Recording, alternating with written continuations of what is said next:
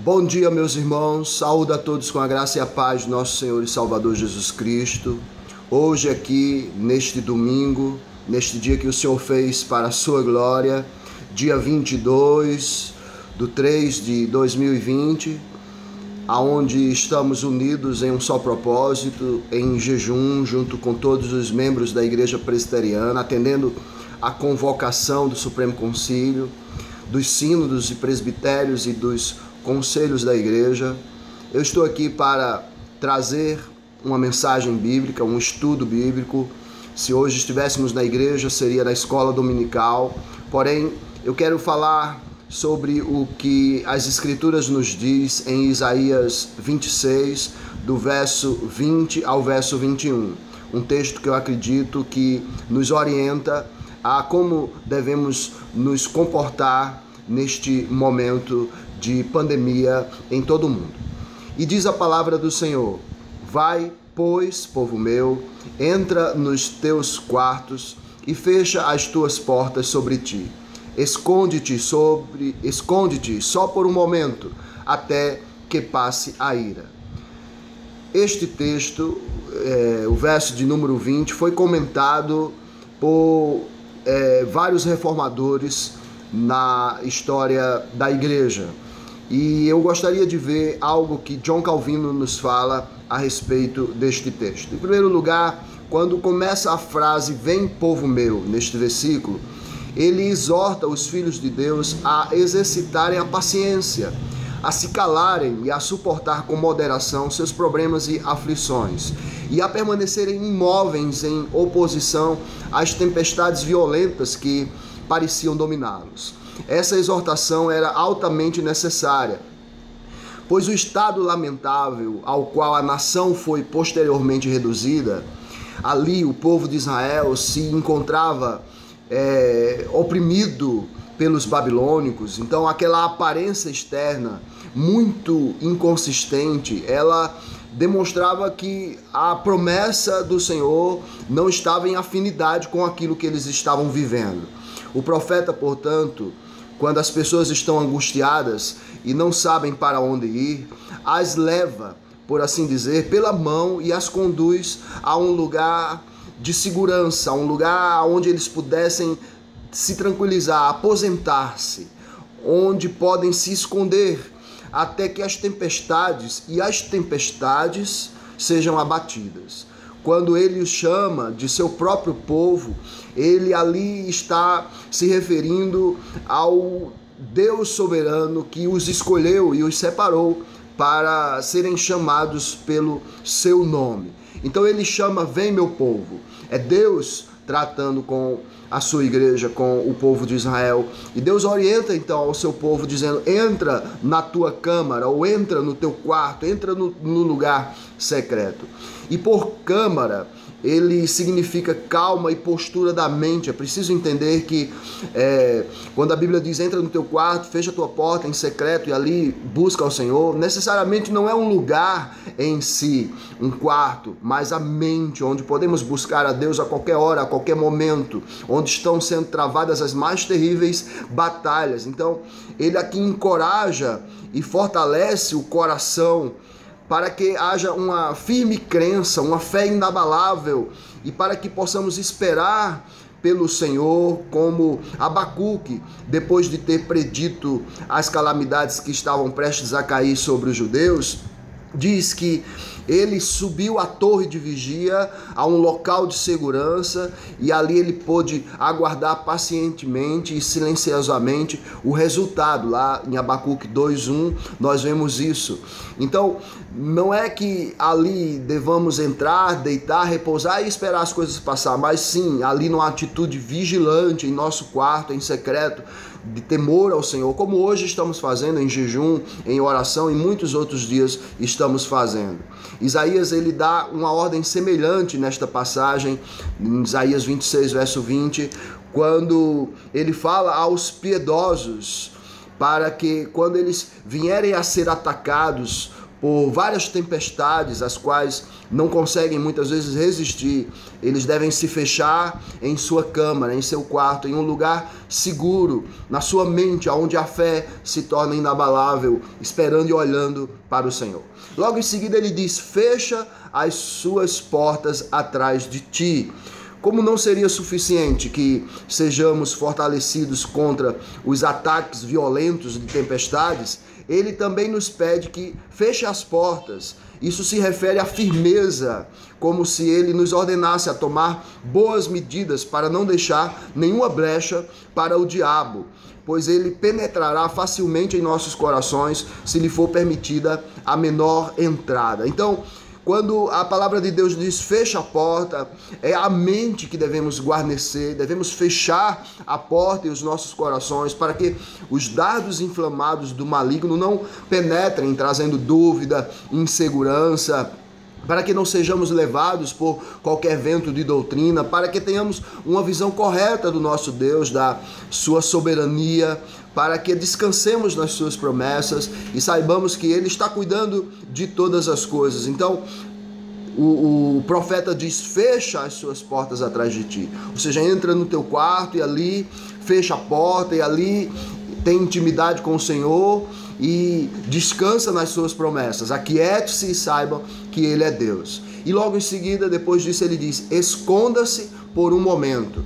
Quando ele lhes pede que se escondam ou se escondam, ele quer dizer que será um refúgio muito seguro para os crentes, se eles forem corajosos e esperarem pacientemente pelo Senhor.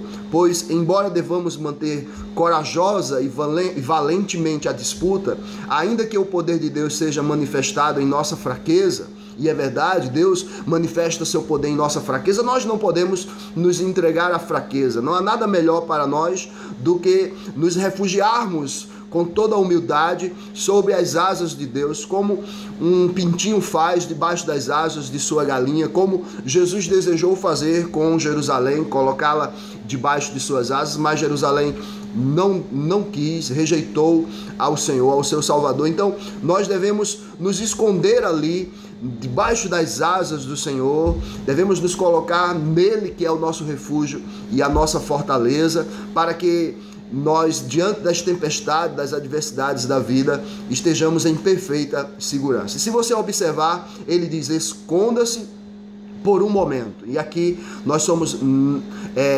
conduzidos a entender que o que está acontecendo não durará para sempre e é apenas um momento, passará, não será eternamente. Então, agora nós somos lembrados de que nós somos impulsivos e apressados, e pela impaciência, quando nos vemos que a assistência do Senhor é imediata, quando não vemos que a assistência do Senhor é imediata, então nós temos uma tendência de nos sentirmos atribulados, aflitos e inseguros. Mas ele nos faz lembrar que as tempestades ou estas tempestades são momentâneas. É verdade que devemos lutar continuamente com as aflições e, enquanto vivermos, não devemos esperar ver um fim delas.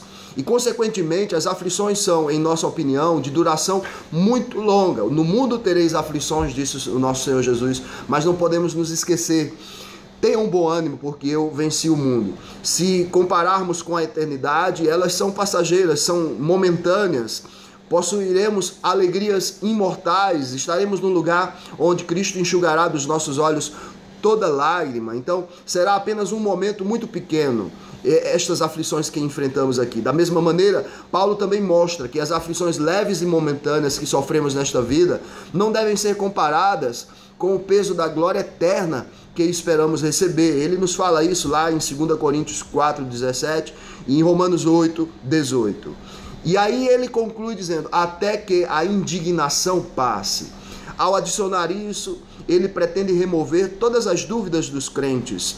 Ou seja, a indignação nos fala daquela realidade que passamos e experimentamos por causa da ira de Deus, os efeitos terríveis da ira de Deus que são mencionados neste versículo. Se você observar o versículo de número 21, do capítulo 26 de Isaías, diz: pois eis que o Senhor sai do seu lugar para castigar a iniquidade dos moradores da terra, A terra descobrirá o sangue que embebeu e já não encobrirá aqueles que foram mortos. Então, este versículo nos fala da ira que está caindo, a ira de Deus. Sofrerei a ira de Deus, do Senhor. O crente deve dizer isso e saber que estas realidades impactarão também a vida dos crentes. Muitos crentes poderão estar até mesmo padecendo com o coronavírus, quando vemos que Deus derramou a sua ira sobre os egípcios. Os 3 primeiros sinais, as 3 primeiras maldições caíram também sobre o povo de Israel. A sua igreja também foi afetada. Assim nós somos lembrados que a ira de Deus contra a igreja nem sempre durará para sempre, mas que como tempestades e tempestades chegará ao fim. Mas nós também padecemos e sofremos esta realidade. Nós sentimos o efeito, nos abalamos, nos sentimos arrepiados, né? Somos impactados também. Não há como ficar indiferente com o que está acontecendo.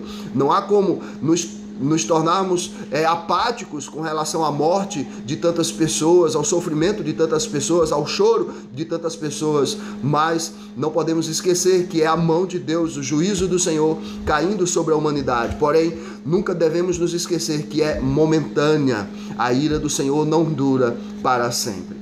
Este texto sagrado, ele foi colocado para nos trazer segurança, paz, paciência, para nos levar a nos refugiarmos no Senhor. Então, que seu coração esteja se refugiando no Senhor, esperando no Senhor, descansando nas suas promessas, sabendo que Ele é soberano.